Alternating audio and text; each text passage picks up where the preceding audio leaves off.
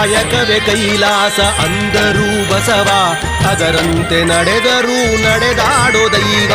ಕಾಯಕವೇ ಕೈಲಾಸ ಅಂದರೂ ಬಸವ, ಅದರಂತೆ ನಡೆದರೂ ನಡೆದಾಡೋ ದೈವ.